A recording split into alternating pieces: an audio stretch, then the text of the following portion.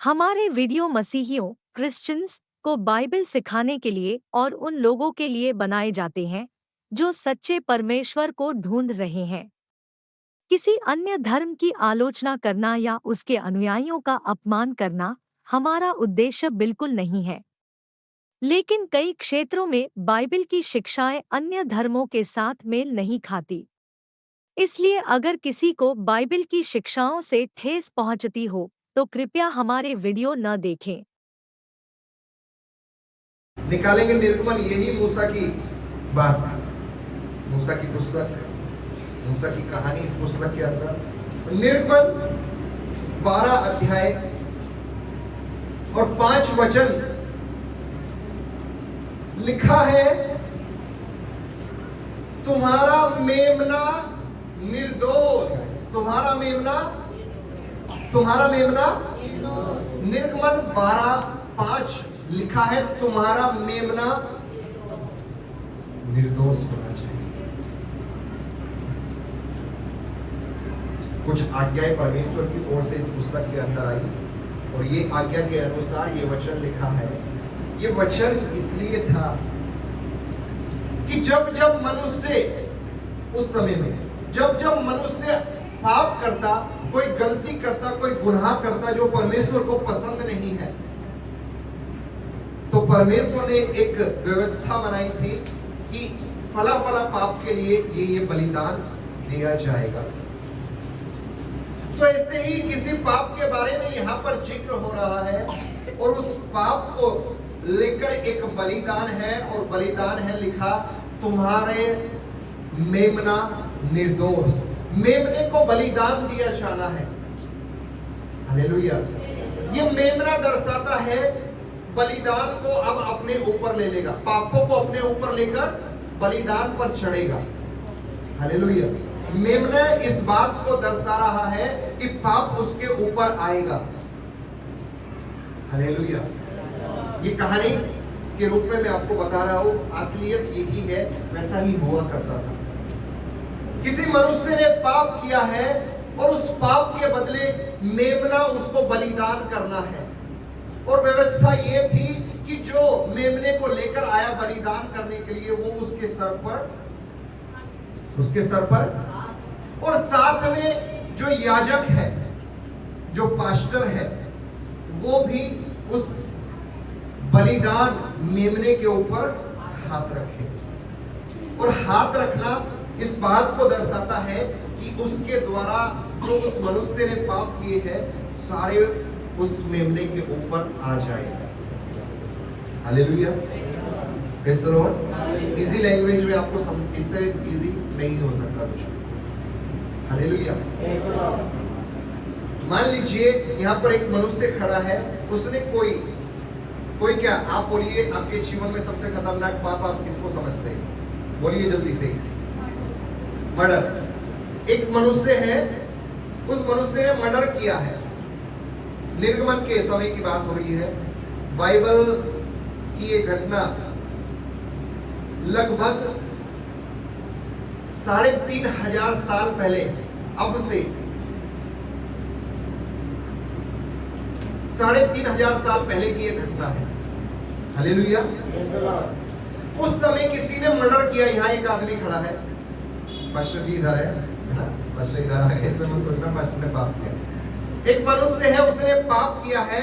अब ये मनुष्य कहीं से मेमना लेकर आएगा, क्योंकि जो इसने पाप किया है उसके बदले में मेमना चढ़ाना था। अलग अलग पाप के लिए अलग अलग कैटेगरी का बलिदान हुआ करता था। तो ये इसने एक पाप किया है जिसको हम मर्डर बोल रहे हैं।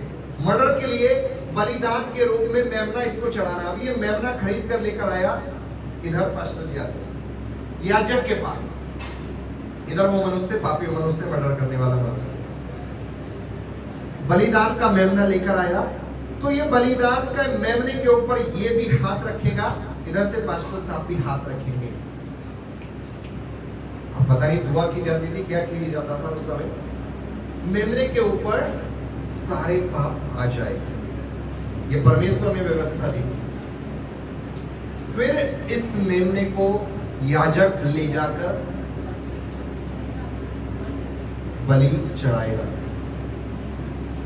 मिलाप वाला तंबू उस समय हुआ करता था और आंगन में एक वेदी हुआ करती थी, बलिदान की वेदी है ना। उसके बारे में बहुत सारी बातें हैं, वो सब नहीं बताएंगे अभी।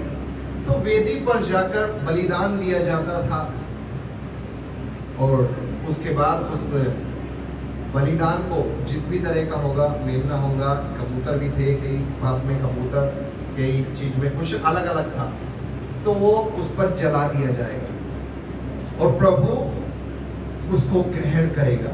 Hallelujah, praise the Lord. उसकी वजह से इस पापी मनुष्य के जो मर्डर किया है वो क्षमा हो जाएगा आत्मिक तौर पर। Hallelujah, praise the Lord. आज के समय में आप भूषण भाई यदि मर्डर करके आएंगे तो पुलिस पकड़ के लेके जाएगी और फांसी की सजा सुनाएगी, जो भी सजा सुनाएगी। आत्मिक तौर पर वो खुदा से पश्चाताप करेगा तो आत्मिक तौर पर खुदा उसको क्षमा करेगा। Hallelujah, praise the Lord. जिससे कि प्रभु का कोप उसके ऊपर ना पड़े, मर्डर किए हुए व्यक्ति के ऊपर ना पड़े, इसलिए बलिदान दिया जाता था। Hallelujah, praise the Lord. सिर्फ परमेश्वर के कोप से बचने के लिए। Praise the Lord. और मेमना कैसा होना चाहिए? निर्दोष। निर्दोष का मतलब जिसके अंदर कुछ भी दोष नहीं है। वो बीमारी का भी दोष हो सकता है, लंगड़ा लूले का भी दोष हो सकता है, सब व्यवस्था के अंदर है। तो किसी भी तरह का दोष नहीं होना चाहिए। Hallelujah, praise the Lord. एक वचन निकालेंगे, पहला कुरिन्थियों, ध्यान से पढ़ेंगे, कई सारे वचन पढ़ने हैं। पहला कुरिन्थियों 2 अध्याय। हालेलुया, 8 वचन।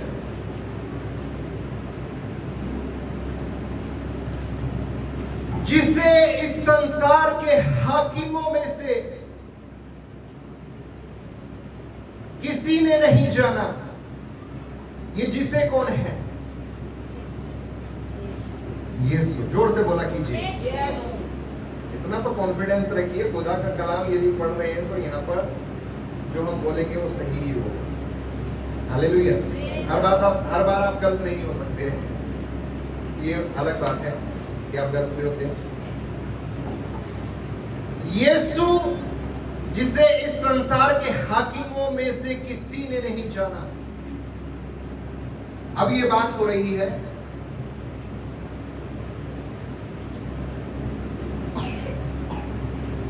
पौलुस लिख रहा है इस बात को कुरिन्थ की कलीसिया के लिए।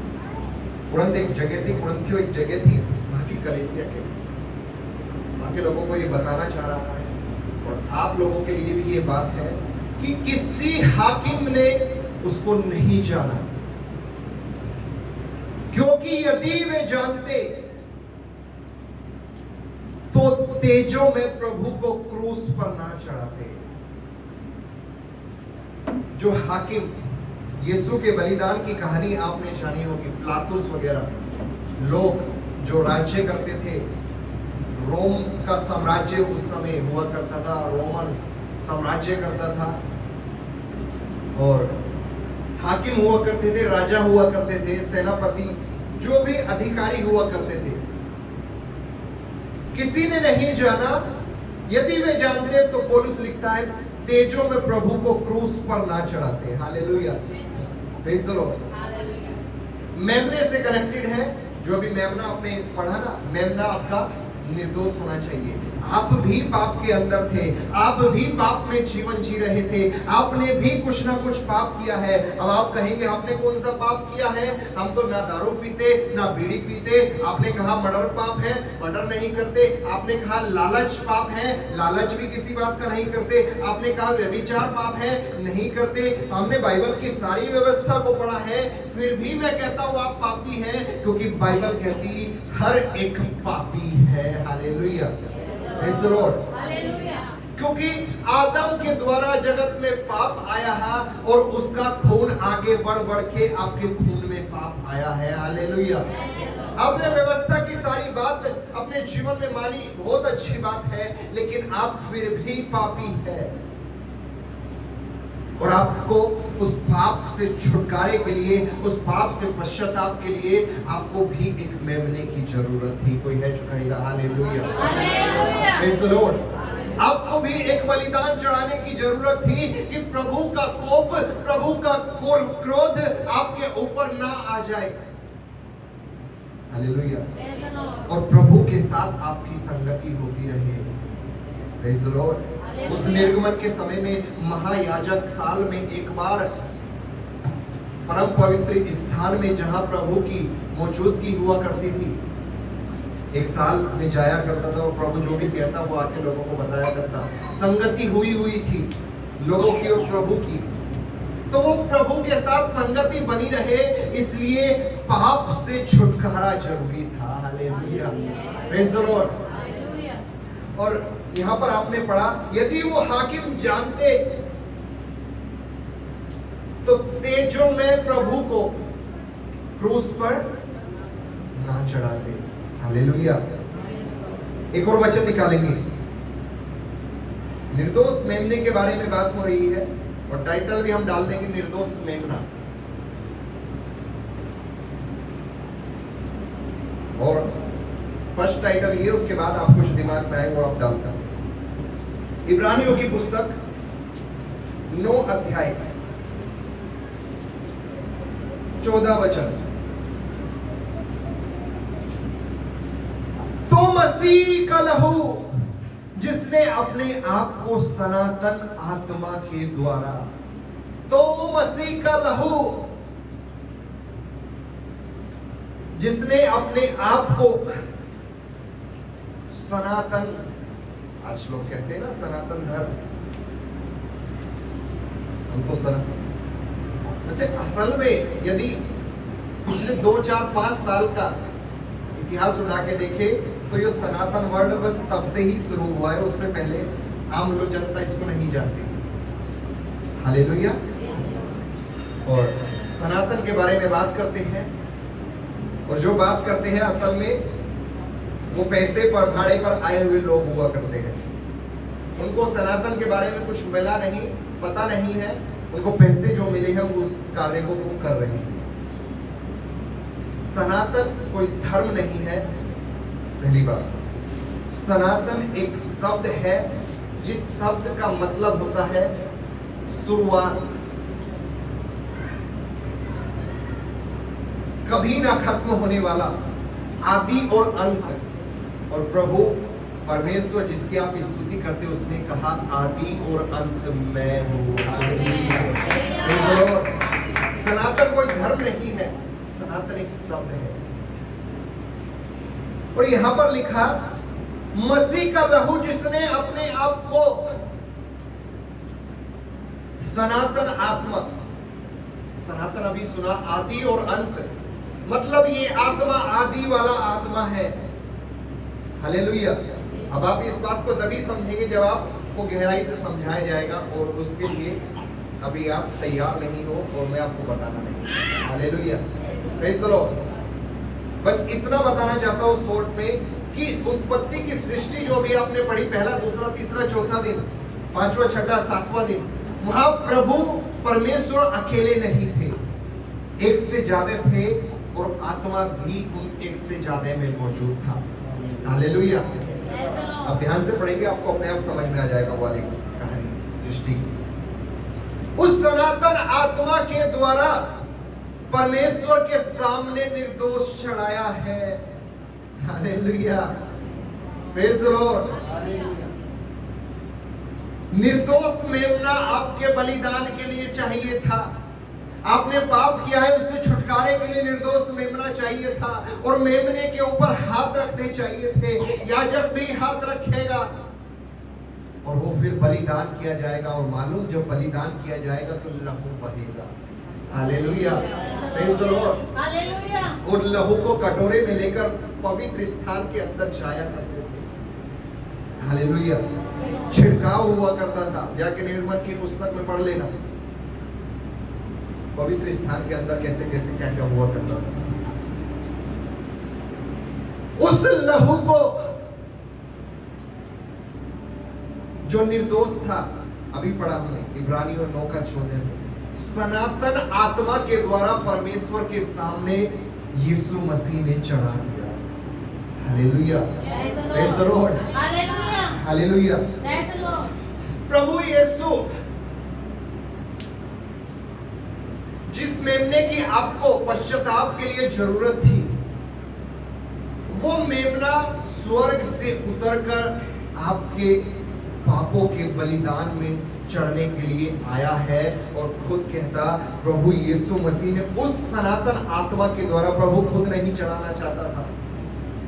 हालेलुया। प्रभु नहीं अपने आप को बलिदान करना चाहता था। प्रभु आपसे प्यार करता था जो उस समय में रहते थे। और प्रभु कहता यदि ये कटोरा मुझसे टल जाए तो हो सके, नहीं तो तेरी इच्छा पूरी हो। हालेलुया। प्रभु नहीं चाहता था, इसलिए पवित्र आत्मा की उसको जरूरत लगी। हालेलुया। और उसकी सहायता से वो लहू निर्दोष जो था उसको परमेश्वर के सामने चढ़ा दिया। हालेलुया। अब आप कहेंगे पास्टर जी, मेमना पापी मनुष्य से लेकर आया, मेमने के ऊपर हाथ रखना चाहिए था, आपने बताया। आपने कहा अब यीशु मसीह स्वर्ग से आपके लिए मेमना बन के आया है। मालूम, इससे पहले कि आगे की बात बताऊं, आपके एक और बेहतरीन बात बता दूं कि वो जो मेमने वाले बलिदान निर्गमन की पुस्तक में या यीशु मसीह से पहले बार बार हुआ करते थे, वो मेमने बार बार जो बलिदान किए जाते थे वो इस बात की गवाही दे रहे थे, इस बात की वो भविष्यवाणी दर्शाना चाहते थे कि एक समय आएगा जब बार बार मेमने का बलिदान देने की जरूरत नहीं होगी। स्वर्ग से एक मेमना उतर कर आएगा जो एक ही बार पूरी जगत के लोगों का पाप उठाकर बलिदान हो जाएगा। Hallelujah, praise the Lord. वो मेमना आया तो वो निर्दोष था, और पिलातुस ने जब पकड़वाया गया, पिलातुस ने इस बात की गवाही दी कि मैं इसके अंदर कोई दोष।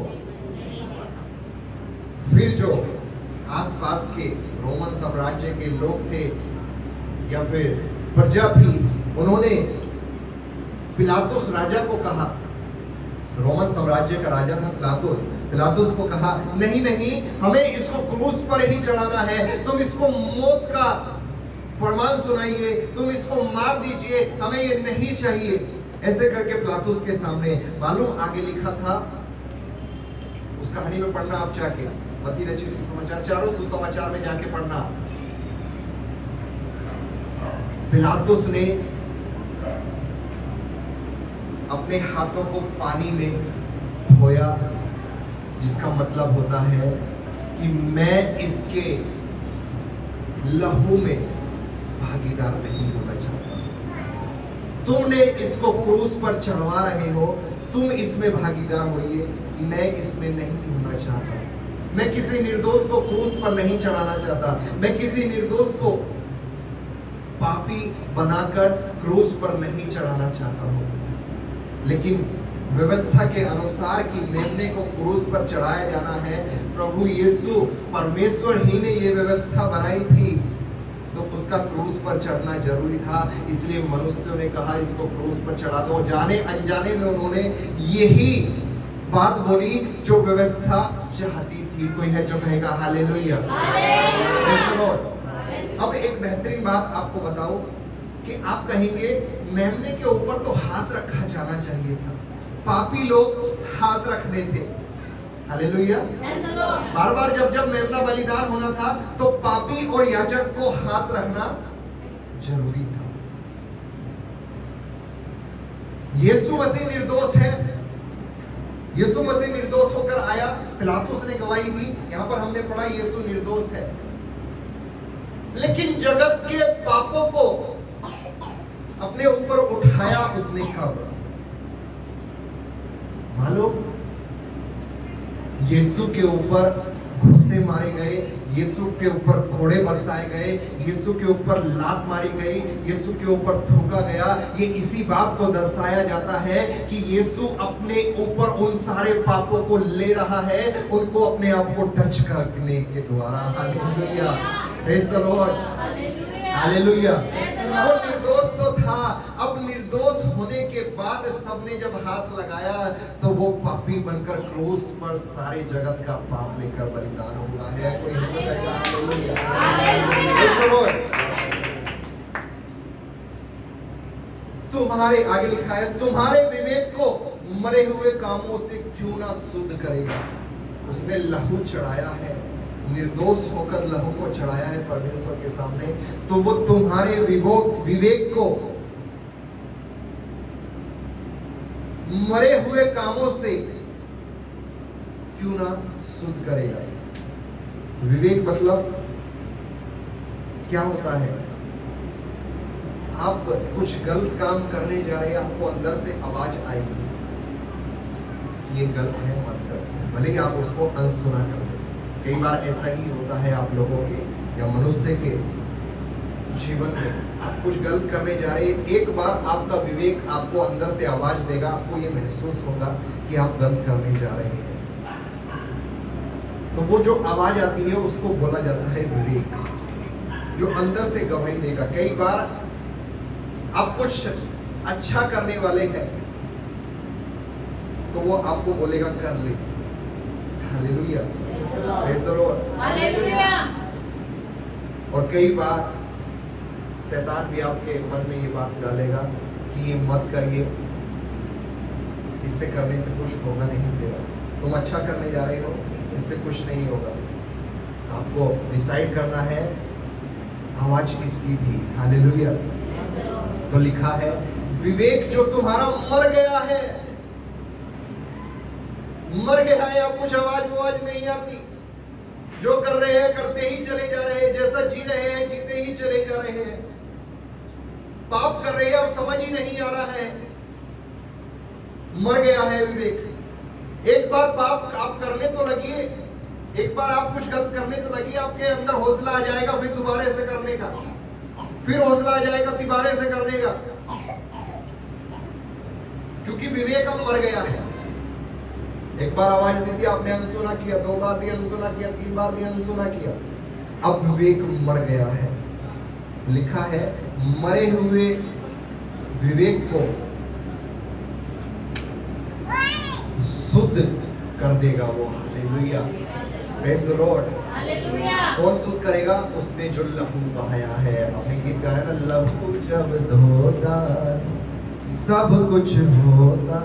आगे लिखा ताकि तुम जीवते परमेश्वर की सेवा करो। ताकि तुम, क्या है परमेश्वर की सेवा? क्या उसका वचन सुनाना ही सेवा है? क्या लोगों को यीशु में लाना ही सेवा है? नहीं, उसकी आज्ञाओं पर चलना, उसका भय मानना भी एक सेवा है। Hallelujah, praise the Lord. उसकी आज्ञा तो बहुत सारी बात बोलती है। हालेलुया। वो सब बातों में अभी ना जाते हुए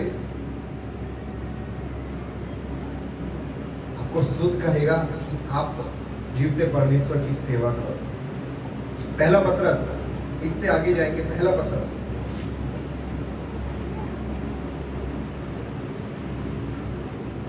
1:18, इसको भी पढ़ते चलेंगे। क्योंकि तुम जानते हो कि तुम्हारा निकम्मा चाल चलन जो बाप दादाओं से चला आता है।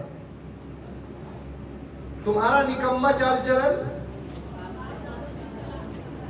हापुर में निकम्मे थे, 1 नंबर के निकम्मे हुआ करते थे यीशु मसीह में आने से पहले।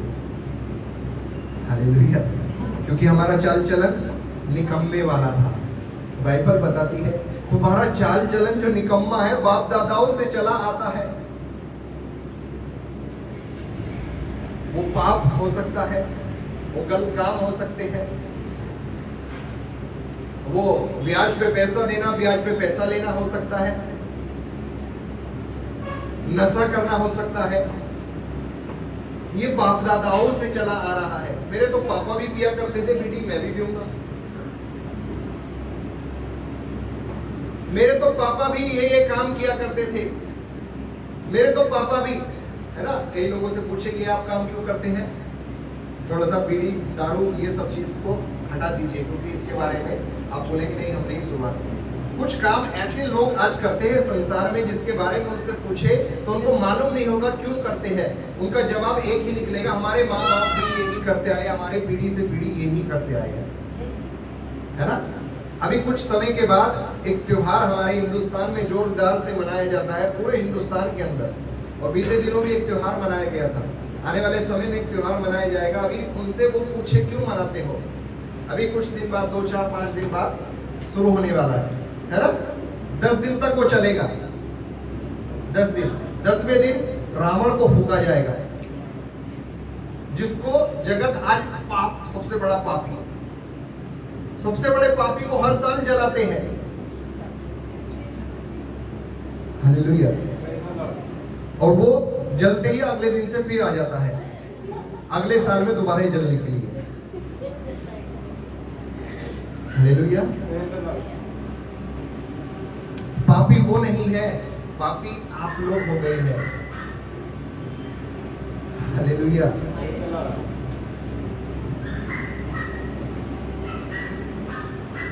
तो आप कहेंगे, आप उनसे पूछे 10 दिन वो क्यों मनाते हैं, यकीनन 100 में से 99.9% लोग नहीं जवाब दे पाएंगे क्यों मनाते हैं।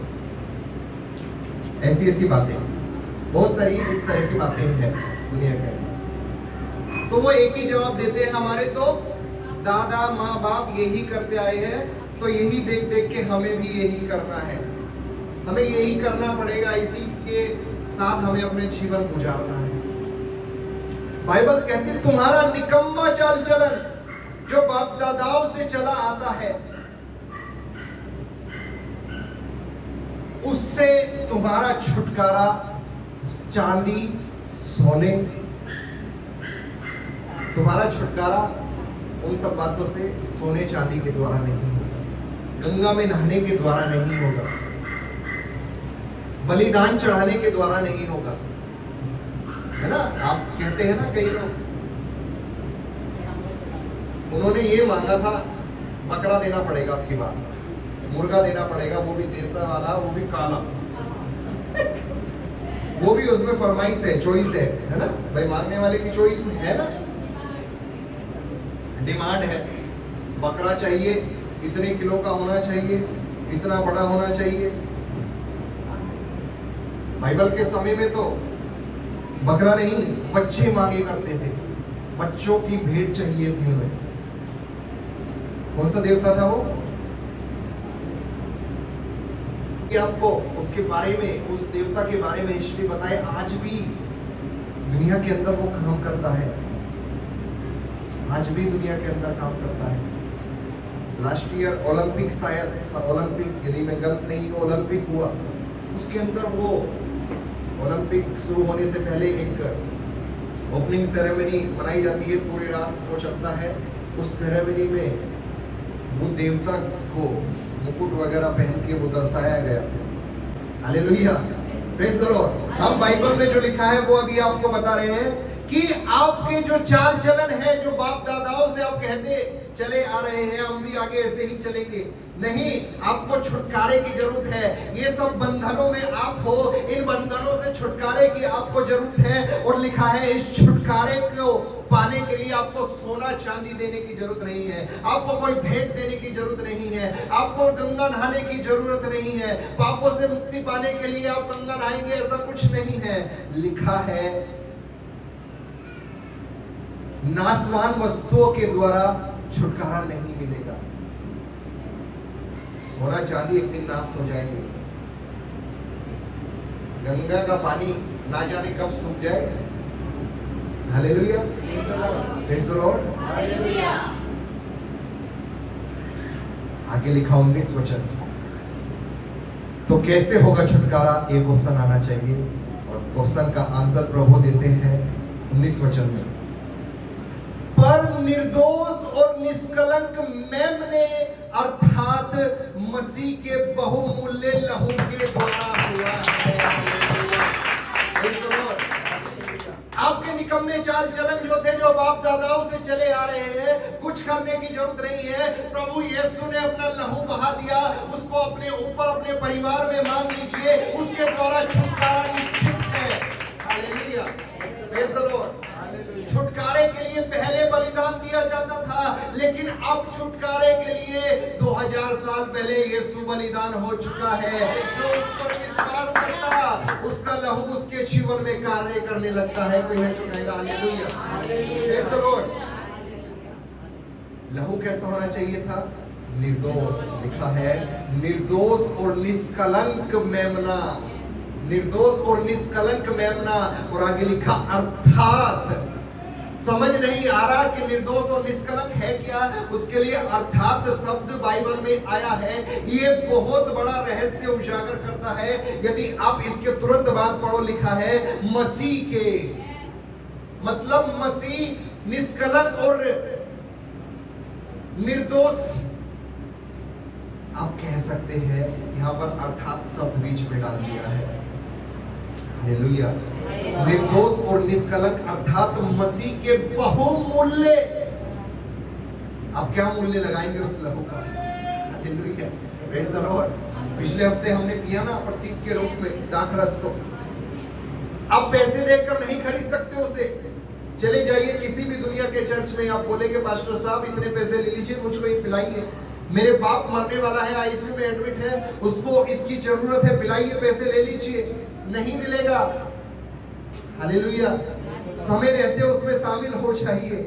Praise the Lord. पूरी जिंदगी पाप करते रहे, आखिर में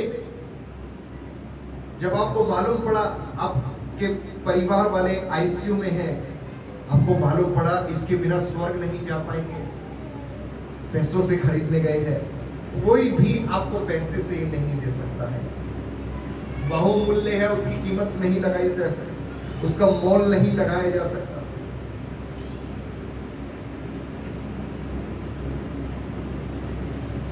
एक और वचन यदि मैंने आप पढ़ लिया है तो मैं आपको लेके चलूं।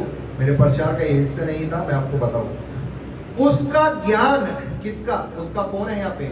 उसका मतलब मसीह। मसीह का ज्ञान तो जगत की उत्पत्ति से पहले ही से जाना गया था, पर उसका ज्ञान तो जगत की उत्पत्ति के पहले ही से जाना गया था। जगत की जब उत्पत्ति नहीं हुई थी तब परमेश्वर था। ये आप पढ़ सकते हैं, बाइबल में जान सकते हैं, या उस समय के लोगों ने जाना। लेकिन अब इस अंतिम युग में वो तुम्हारे लिए प्रकट हुआ है। हालेलुया। वो तुम्हारे लिए कि आप उसको जाने, वो तुम्हारे लिए।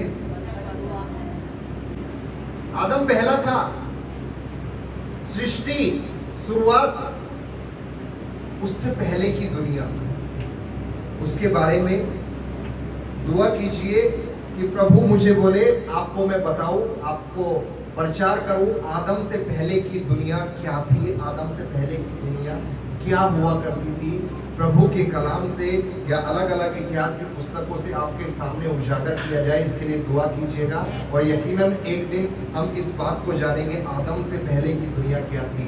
Hallelujah, praise the Lord. आप जो बाइबल पढ़ रहे हैं, बाइबल के अंदर जो सृष्टि है उससे पहले कुछ हुआ करता था। बताओ कैसे हुआ करता था? निकालेंगे उत्पत्ति। उत्पत्ति 1:1। आदि में परमेश्वर ने आकाश और पृथ्वी की सृष्टि की। आदि में परमेश्वर ने आकाश और पृथ्वी की। एक वचन खत्म हो गया है यहां पे।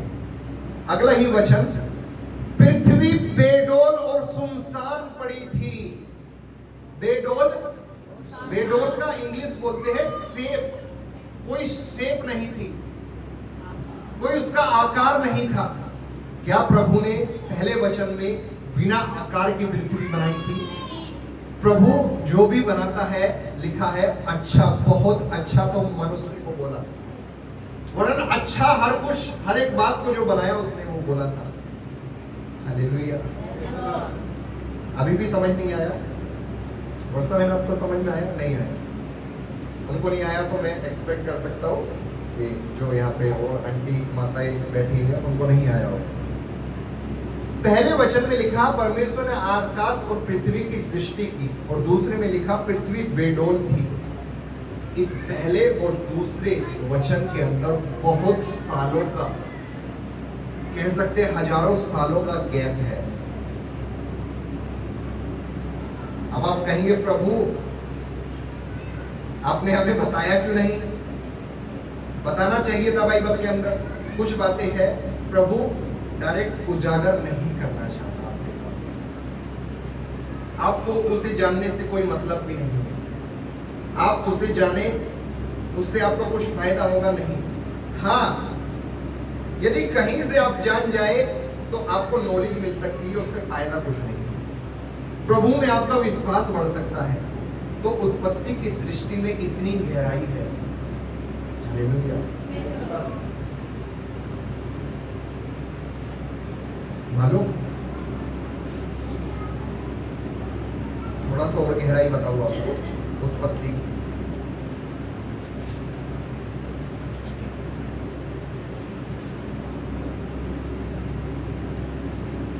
अब्राहम उत्पत्ति 12 अध्याय के अंदर आया है। अब्राहम उत्पत्ति 12 अध्याय में आया है। उससे आगे आप अब्राहम की कहानी पढ़ सकते हैं।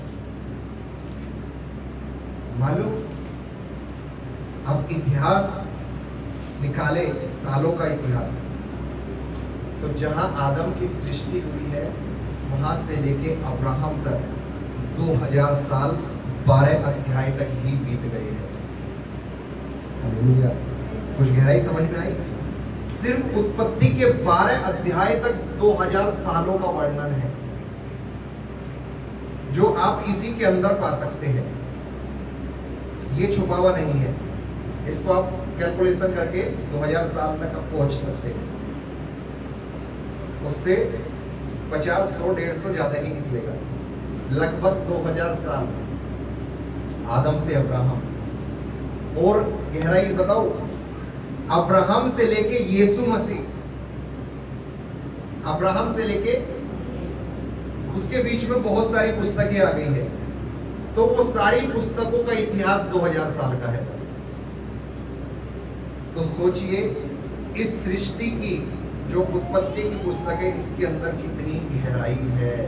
इसको आपको पढ़ना, इसको आपको जानना कितना ज्यादा जरूरी है। Hallelujah, praise the Lord.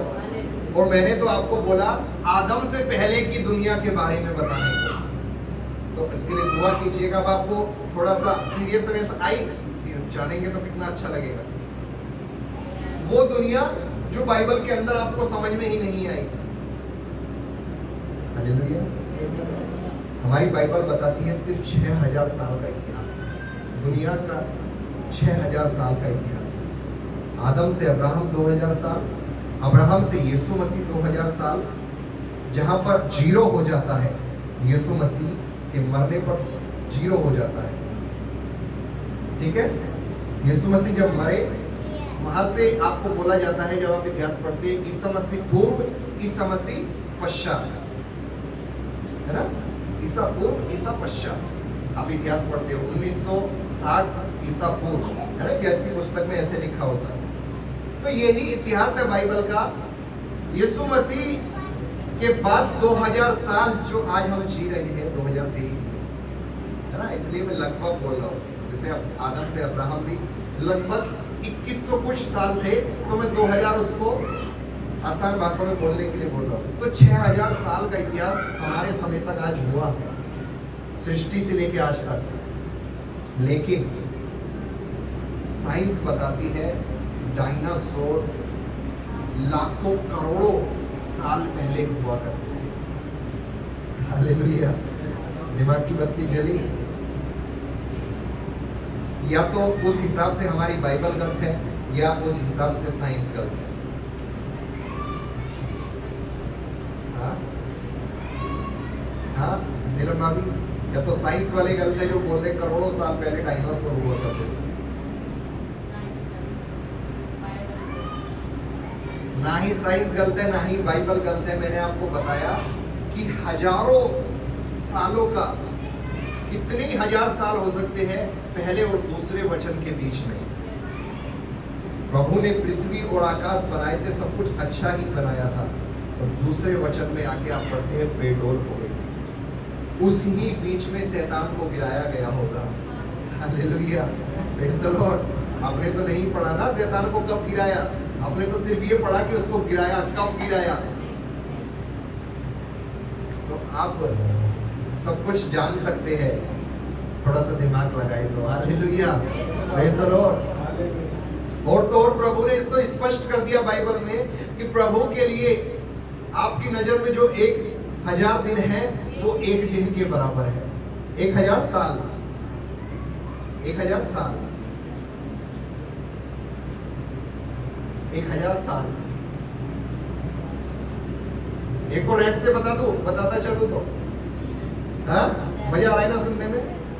प्रभु की नजर में आपके 1000 साल एक दिन के बराबर है।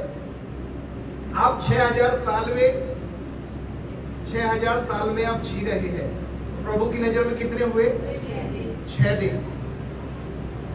और 2000 कंप्लीट करके आप 2001, 2 ऐसे करके 23 में पहुंच गए हैं।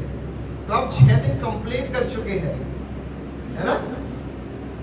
प्रभु की नजर में आप 6 दिन कंप्लीट कर चुके हैं।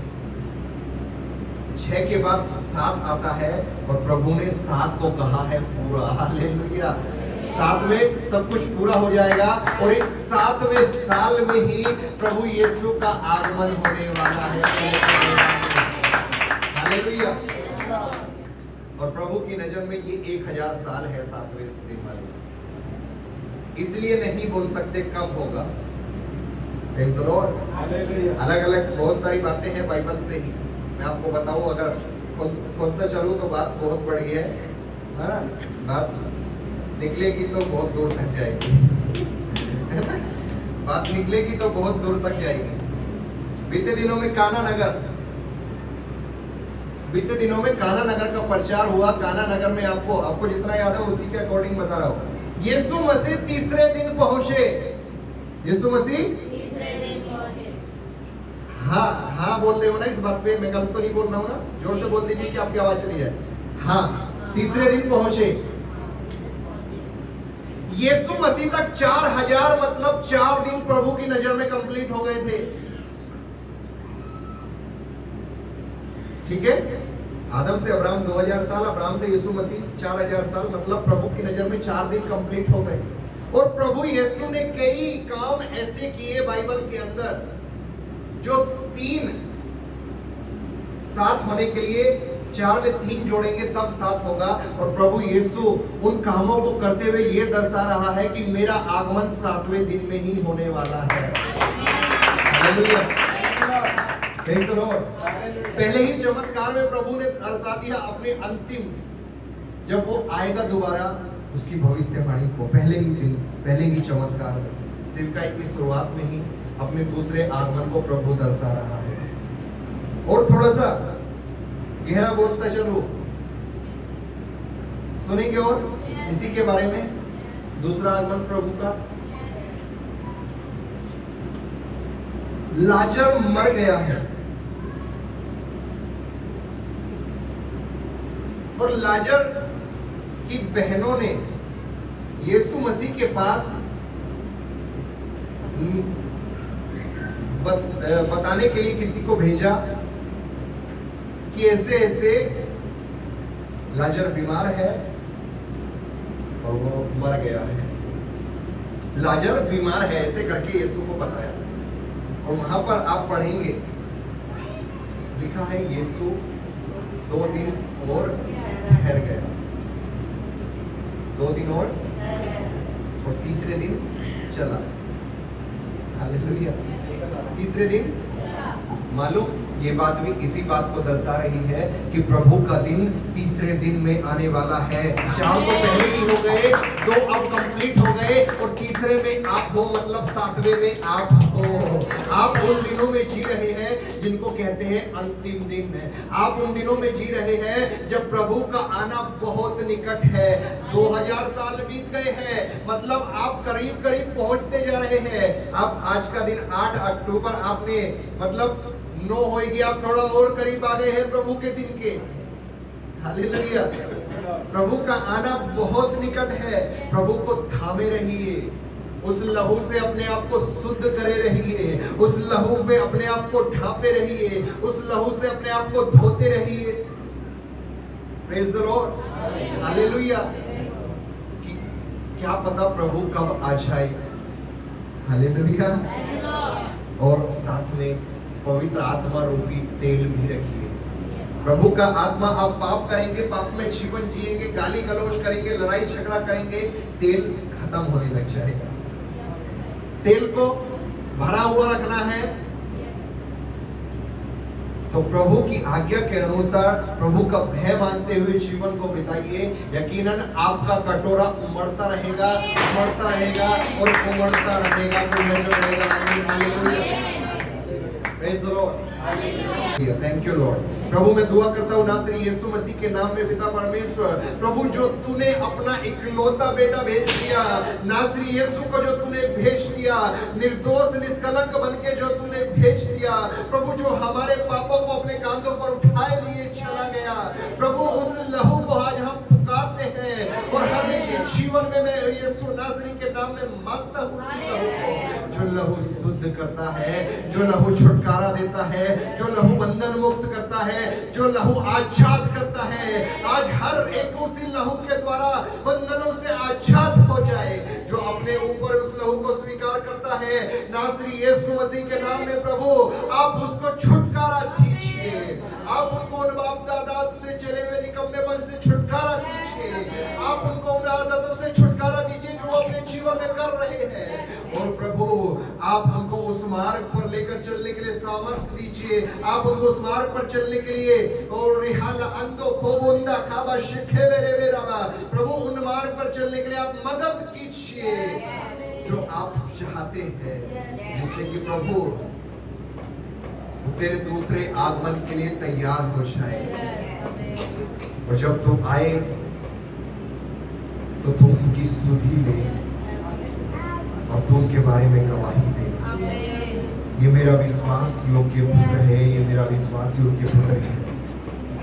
ऐसा तो हमें प्रभु तेरे लहू के लिए धन्यवाद करते हैं, धन्यवाद करते इस खूबसूरत से वचन के लिए। नासरी यीशु मसीह के नाम में मांगते हैं, इस पे सुर और तो ग्रहण कर। आमीन। हालेलुया।